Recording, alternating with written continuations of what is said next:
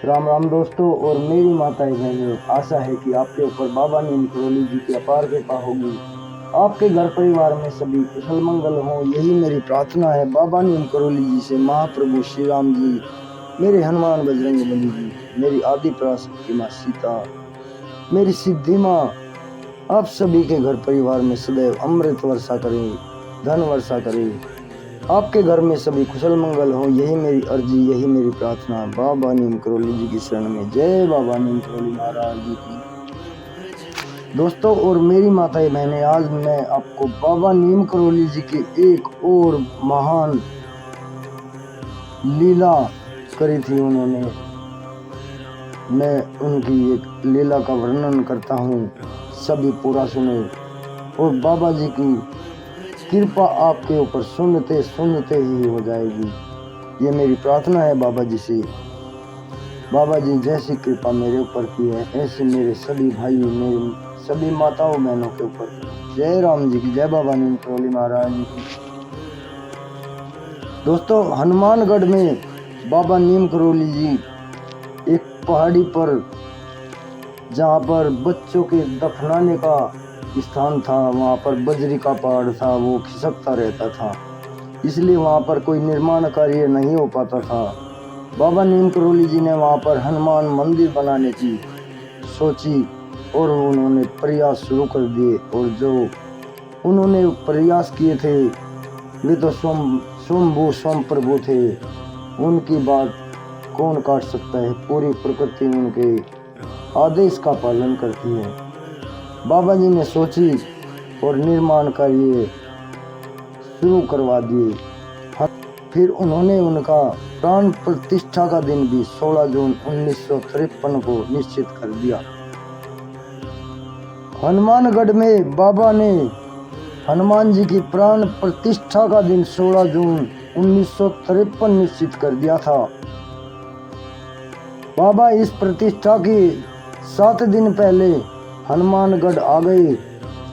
वर्षा ऋतु थी, 3-4 दिन पूर्व से पानी बरसता चला जा रहा था और 2 दिन प्राण प्रतिष्ठा के शेष रह गए थे।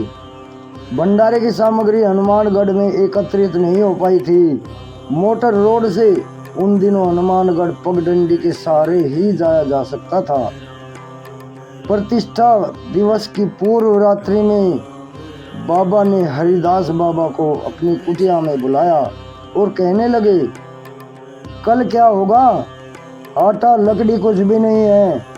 यह कहकर बाबा जोर से हंसे और अपने दोनों हाथों से पकवान खाने की मुद्रा एवं क्रिया का प्रदर्शन करने लगे। इसके बाद आपने हरिदास बाबा को किसी को साथ लेकर मोटर सड़क पर जाने का आदेश दे दिया।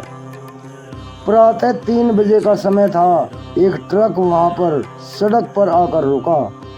उसमें बर्तन, आटा, घी, लकड़ी आदि भंडारे की सारी सामग्री भरी पड़ी थी।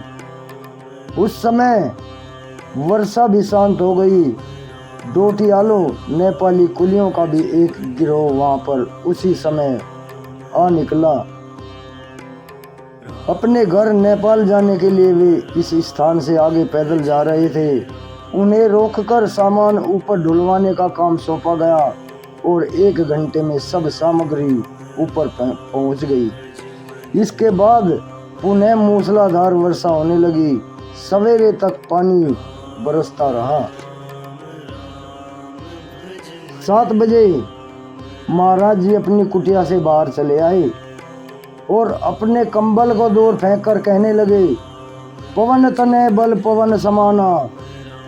इतना कहते ही शीघ्र ही बादल छट गए, सूर्य भगवान के दर्शन होने लगे और प्राण प्रतिष्ठा की तैयारी आरंभ हो गई। धीरे धीरे अपार जन समुदाय एकत्रित हो गया। महाराज पर्वत शिखर से उतरकर अन्यत्र कहीं चले गए और वहां से लौटने पर अपनी कुटिया में बंद हो गई। प्राण प्रतिष्ठा और भंडारे का कार्य विधिवत चलता रहा। यह भंडारा अनुपम था। बहुत बड़े कड़ाहों में हलवा पूरी तैयार हो रही थी। नैनीताल के लगभग सभी स्त्री पुरुष और बच्चों ने प्रसाद ग्रहण किया। दिन रात भंडारा चलता रहा। गोदाम के सभी घी के टिन खाली हो चुके थे। भंडारे के कार्यकर्ता को घी की चिंता हो रही थी। इसी बीच बाबा ने एक सेवक से घी के कुछ खाली टीनों को पानी से भरवा दिया। जब कार्यकर्ताओं ने बाबा जी से इस संबंध में अपनी चिंता व्यक्त की तो उन्हें डांटते हुए बाबा बोले, गोदाम देखा? जाओ देखो। वे पानी से भरे हुए टीन शुद्ध घी के हो गए थे और भंडारा यथावत चलता रहा।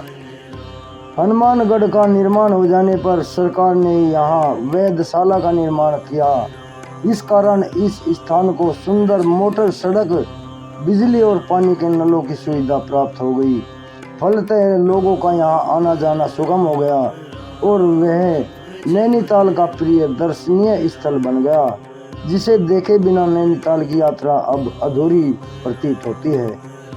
यह बाबा की कृपा का फल है कि इस पर्वत पर चंद वर्षों में ही काया पलट हो गई।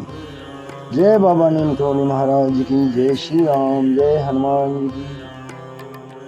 प्रभु राखो शरण बाबा। दोस्तों और मेरी माता बहनों, चैनल को सब्सक्राइब कर ले अगर आपने नहीं किया है, और इस वीडियो को आगे भी शेयर करें। बाबा जी की महिमा। जय राम जी।